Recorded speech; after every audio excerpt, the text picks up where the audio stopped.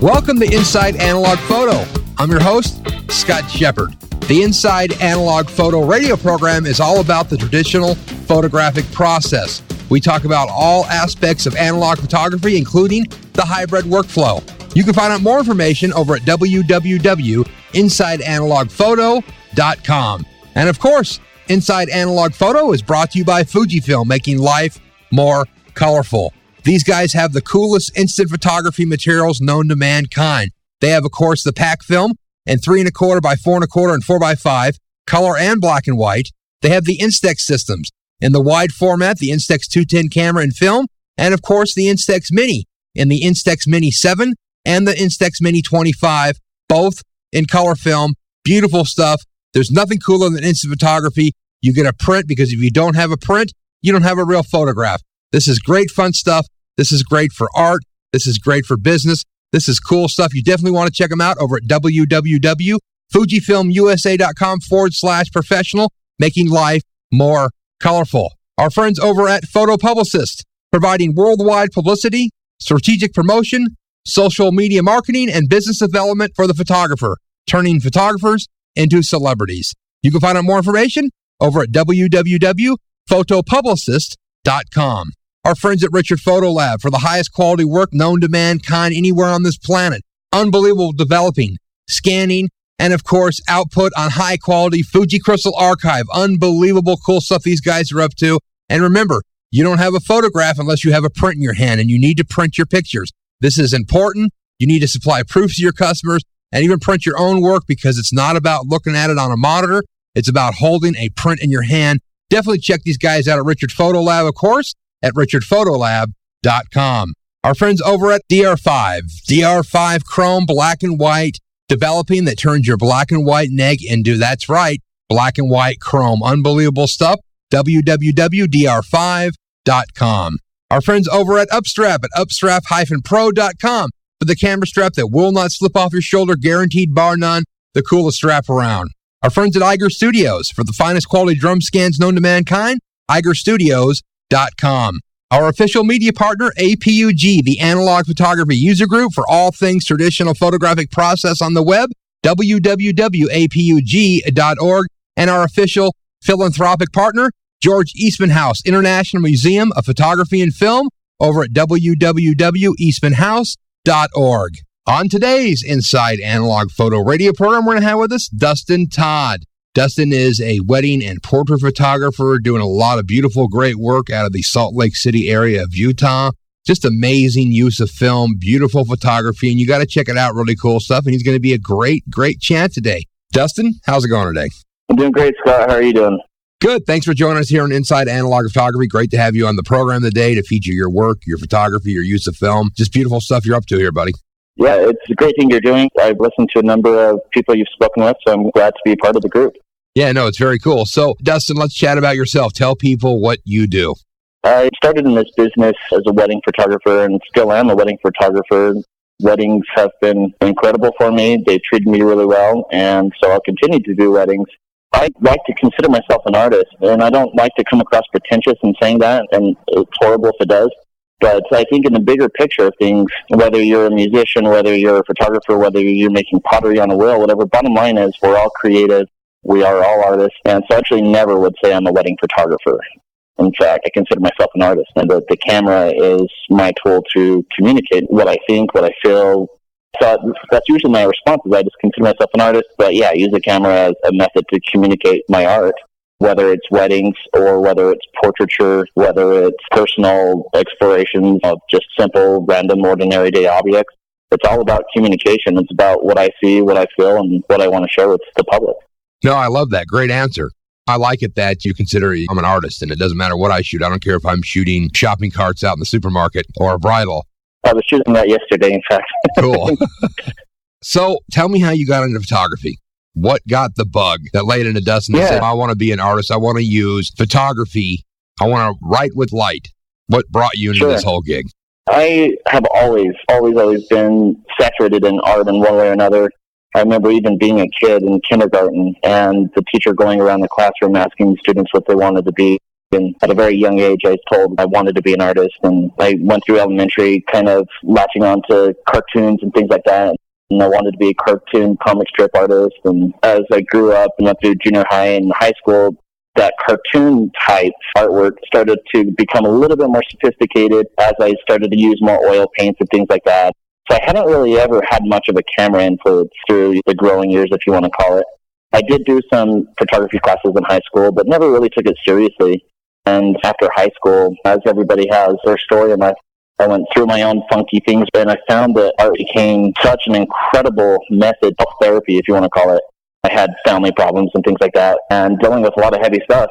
Some guys like to go to the gym and get that adrenaline out. Instead, I would race to a sketchbook, and 15-something years later, I can still look at those sketches, remember those moments, and I was able to leave those moments on the table, and it really helped me kind of grow up and deal with these things. But also, I knew that these were emotional waves, that all my work, everything was relying on some kind of emotional wave, whether it was love, whether it was anger, whether it was joy, I don't know. And I knew deep down inside that I could never really do a career of that. One, just because my style of drawing, painting, sculpting, whatever, I knew really probably wouldn't click with the public, and it was just an ultimate truth I knew. But two was, I didn't ever want to have to sit there and force myself some type of emotion to come out. So here I am going, what am I going to do? If I want to be creative, what am I going to do? Simply, it was just kind of a thought, just try a camera, just pick it up. I love working with people. I'm very social. I was never a good employee because I was always getting barked at by the boss to quit talking because I just loved social interaction. And so I thought maybe I can take that artistic background, push it into a camera, and work with people. And immediately I saw what photography had to offer. It consumes me. And now I have to say it's unfortunate, but I don't do any of the traditional arts at all anymore. And I'm heavily, heavily involved in photography. Obviously, it's created the career that I have now. I've been to galleries and things like that, and I used to love Picasso, still do like Picasso, but I'm more moved by some of the photographs that are framed. I've seen iconic photographs. I sit there and I'm more emotionally stirred by photographs now than painting, so it's kind of interesting. So that's kind of my background. That's what got me into it, and I love it. Tell me about your use of film. You used to shoot digital. Did you start shooting digital when you started photography? Did you shoot film and then go to digital and go back? Tell me about your transition on your preferred means of capture. Yeah, through my local college, I'm a proud associate's degree, the official term, visual art and design with an emphasis in photography. And I say that jokingly. I think an associate's doesn't hold up water anymore these days, but they have an incredible program. So Salt Lake Community Program, there was a lot of emphasis on film and a lot of darkroom techniques. They probably had 2 Mac computers when I was going through the program and a handful of PCs. This is right around 2001 or so. Almost 10 years later, they have a whole lab of Macs, probably a dozen or more, and they've kind of adapted to the growth of digital. But I'm just saying this because when I was going through the program, a lot of emphasis was on film. So I never started out shooting digital. I've always been a film junkie, if you want to call it that.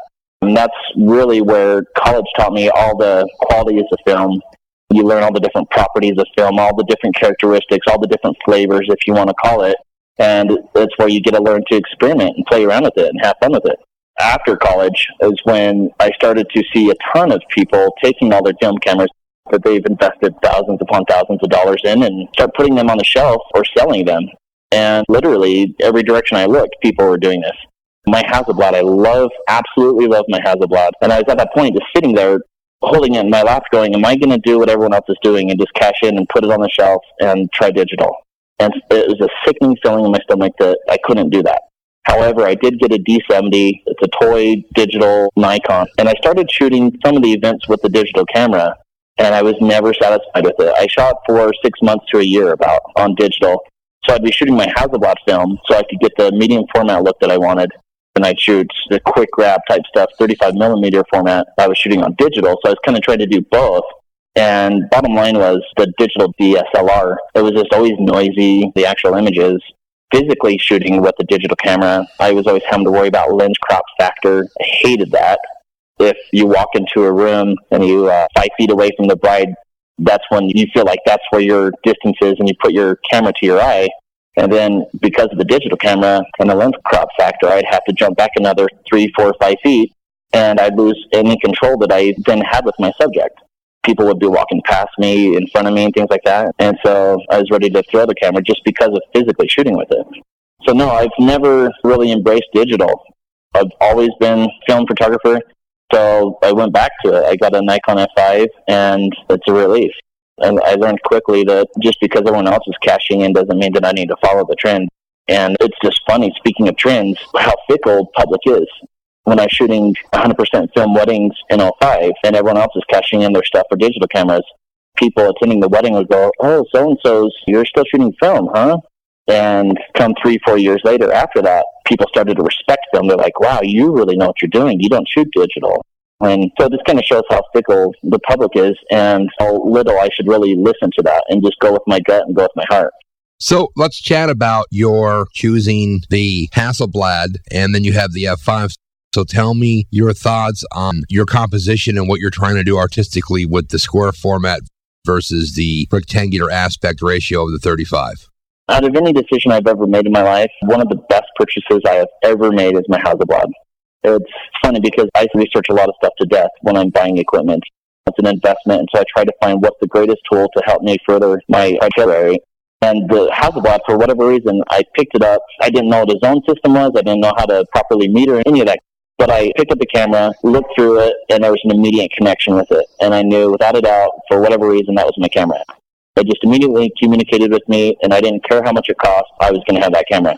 And so it was just quite an interesting thing in my life that something that broke to me so quickly has treated me so well. So anyways, about the Hasselblad, I've always felt that I compose stronger with a square format than I do with rectangular. It's just very natural to me. I don't have to worry about vertical or horizontal.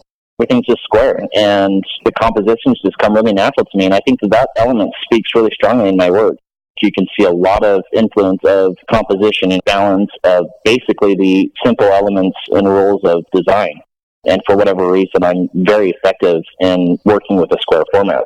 As for 35 millimeter, the nice thing about a 35 millimeter, as we all know, it's incredibly responsive. It's very fast. I think that's why it was developed. Rather than sheet film one frame at a time, developed to be able to fit series out quickly. And so it's an incredible tool to be able to capture those fast, spontaneous moments, whether it's dancing, whether it's bouquets being thrown, whether it's people moving, coming towards you down an aisle or whatever. Really what it boils down to is every piece of equipment that I have is that it has its own function in telling the story. You're going to be able to tell portraits better. In my opinion, I tell portraits better through medium format. But trying to photograph a bouquet up in the air through medium format is incredibly difficult. So it just really kind of depends on what element within the story I need to work with. Tell me about these directions that you're moving in here. So, of course, you're doing some beautiful weddings, family portraits, you're shooting kids, you're shooting a lot of conceptual things. Where do you want to move with your photography going forward? I know we chatted earlier that you want to take things in different directions and expand your art. Tell me your thoughts on what you're looking to do moving forward. When I started to get really seriously involved with the wedding scene, I approached it because it was such a creative challenge. I saw this environment that typically is a plastic environment. It was very traditional. And I thought, this is a great opportunity for me to be able to kind of push the doors open and say, this is another way to look at a wedding. And I know that there's people out there that want that story to be told that way. And so that's why I started shooting weddings. And I quickly learned that people loved it. It was received really well, and it only encouraged me to push it harder and challenge myself more and more and try and think further and further outside that box. What else can I do to speak and tell a story?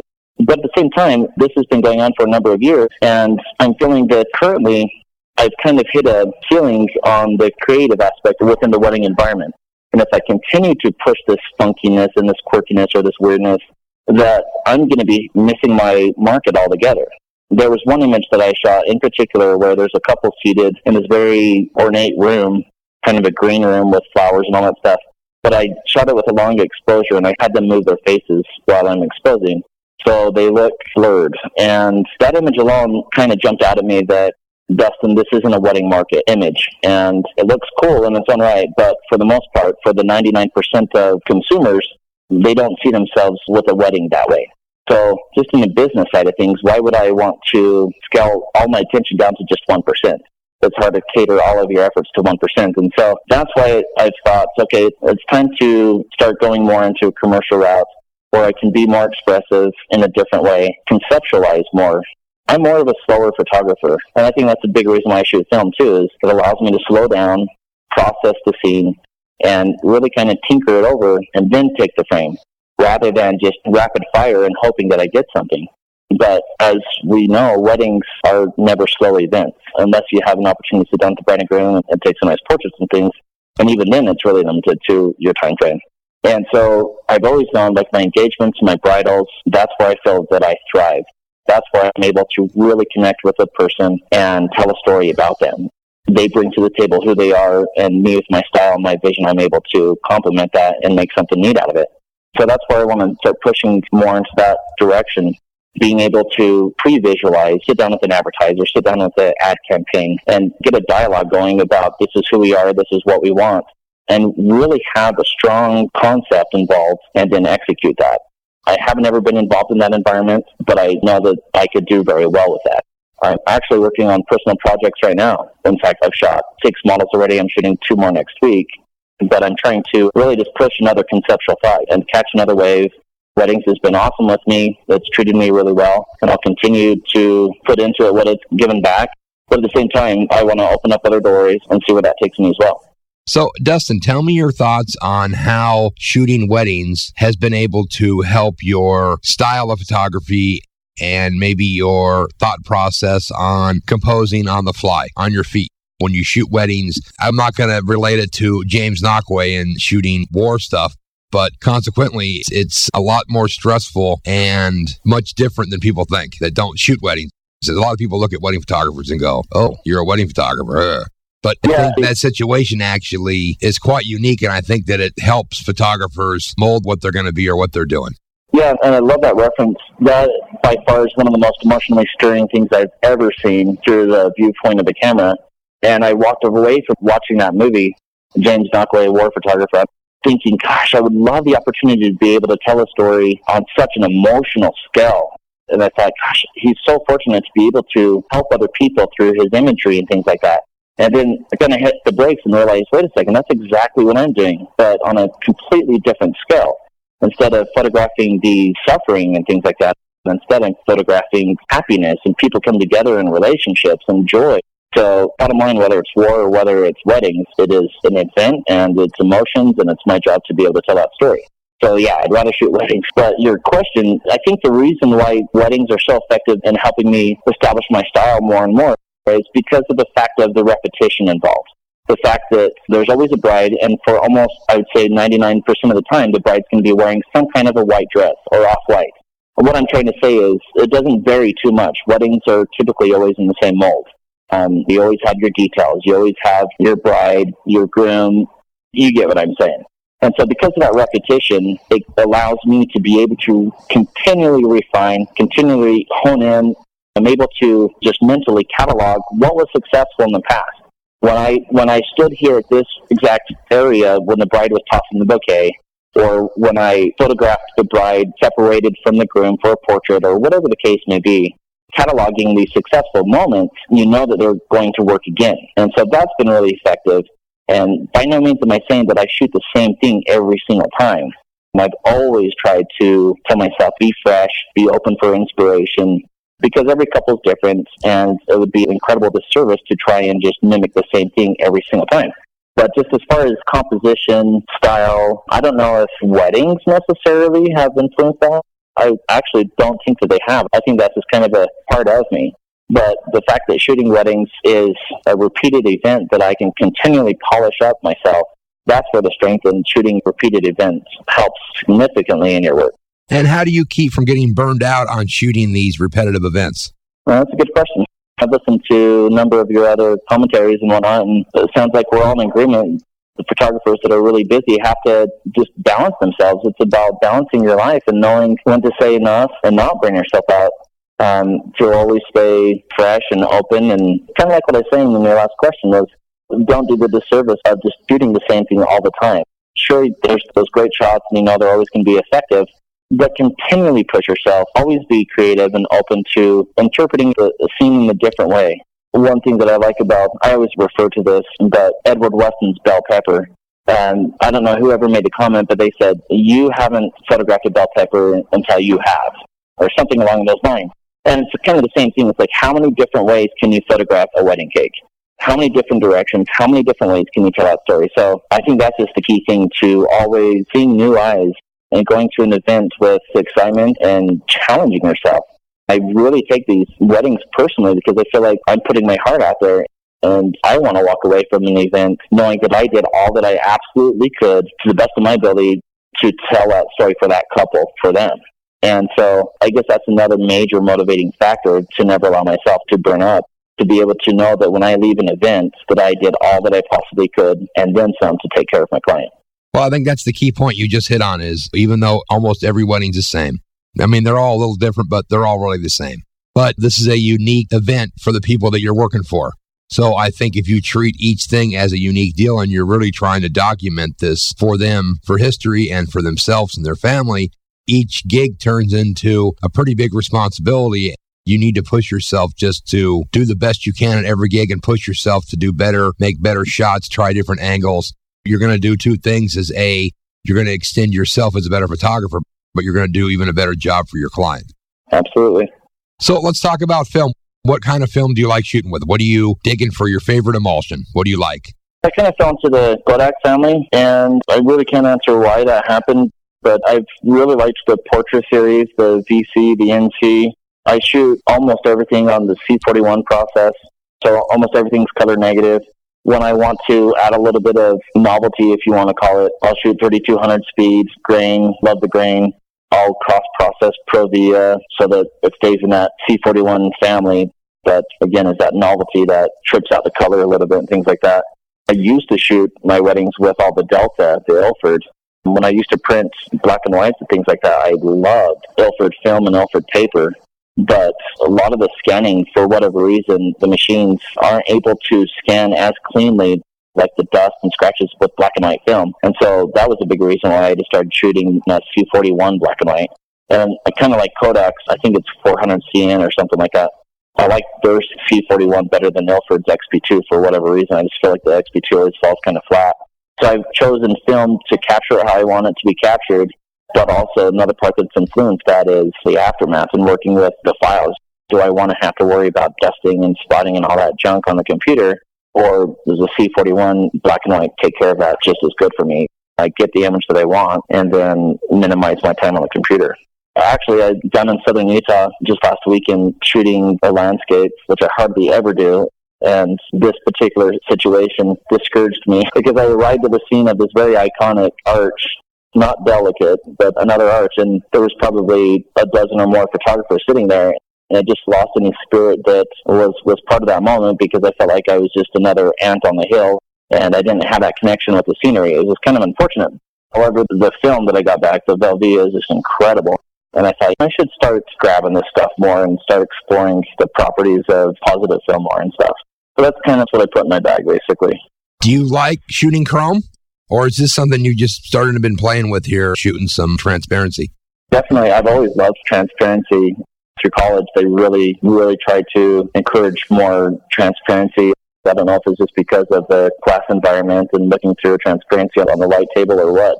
But there's nothing that can compare to the actual plastic looking through transparency. And just the saturation in the colors, and it's just incredible. Anybody that has ever shot it knows exactly what I'm talking about. Again, anybody who's ever shot it also knows how unforgiving it can be at times. And so shooting a wedding and things like that, I kind of, for whatever reason, kind of stopped shooting the transparency. This recent experience opened my eyes to say, hey, there's a reason why it's out there, and start pushing it again. So, Dustin, tell me about your workflow. So you shoot film, and what happens then? Where does it go? What do you do?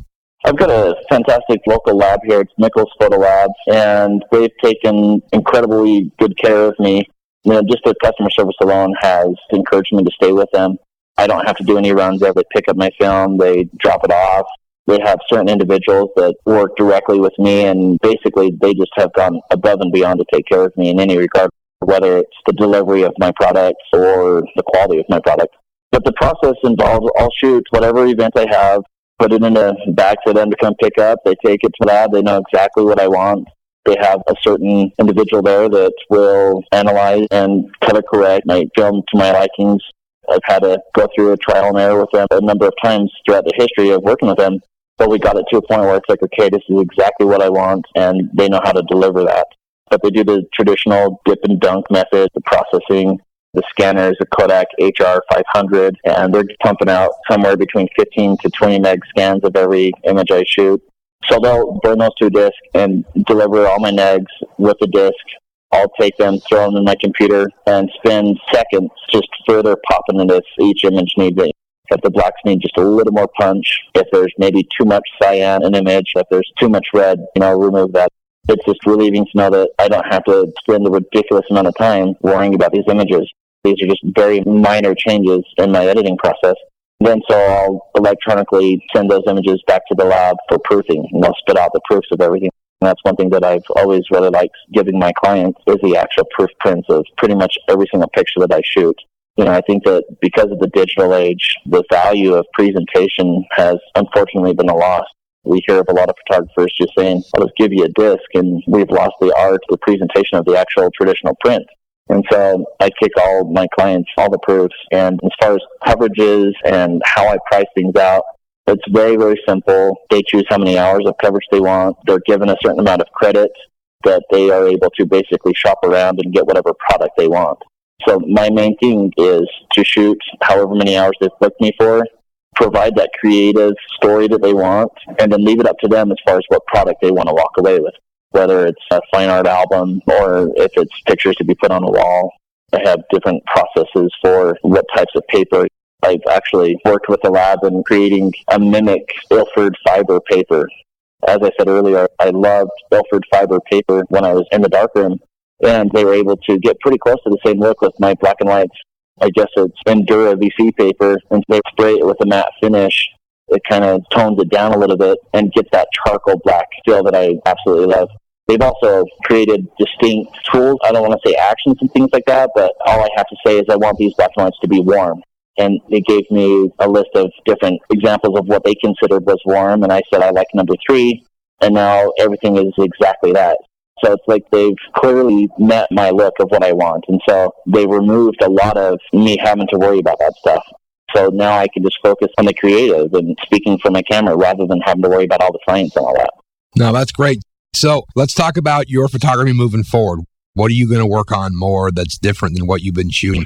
What are you going to do to be able to keep things fresh and to be able to work yourself more into an editorial/commercial position? What do you think that's going to actually help that? That's a great question, and it's something I've worked on recently. In fact, I'm going to go into a dark direction about this, but there's a subject that when I was going through college kind of popped up in my mind.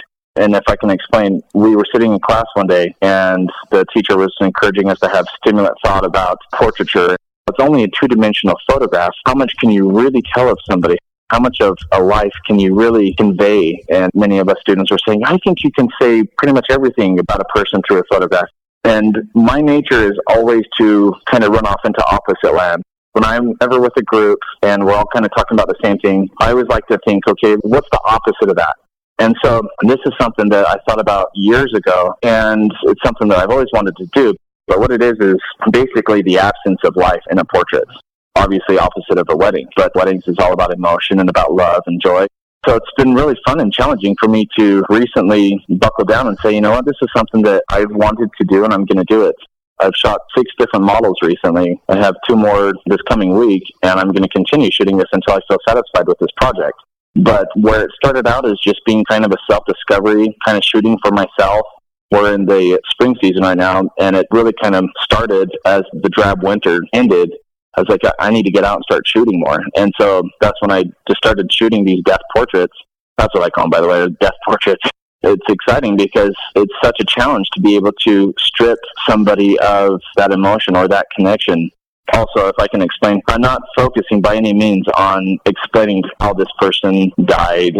There's no crime scene, there's no wounds, there's no blood or anything like that. And it's more so of a study of the life or the lack of life through the eyes. And I've experienced death in my own life. Actually, when I was 16, my mother passed away. And doing this project has made me realize how this is actually, in a way, a subconscious kind of speaking out of me. I don't know how often other speakers with you get personal about this, but there was a moment when my mom passed away, and I walked up to her bedside in the hospital, and I touched her. I felt a shell of a person, and it's something that's always haunted me. it's one of those things that you felt obligated to do because people do that or whatever, but it was something that felt so unnatural to me. So this project, in a way, has kind of allowed me to re-experience that and kind of re-communicate what I felt and think about what is really expressed of a person, or to connect and not connect. I think it's just a fascinating thing. But where I'm going with this, I've also learned that this can be an incredible opportunity to use as a mock ad campaign and contact people and say, this is exactly who I am, this is what I'm about. And they can see consistency with my work as I photograph these same subjects in the same manner repeatedly. To add a little bit of quirkiness to it, I've introduced an object that I'm not going to share right now. I'd rather wait until I can have work to show. But it's just a random object that just adds another little quirkiness, a little weirdness. And rather than jumping out and answering questions for people, instead I want them to be intrigued and start forming their own questions. Like, I love movies that are open-ended. I always like a movie better when I can tie the strings together and make up my own conclusion. And that's what I want to do with this project, is let other people interpret what they want to it. I don't want to come across saying that this is all seriousness and it's all very heavy and dark or anything like that.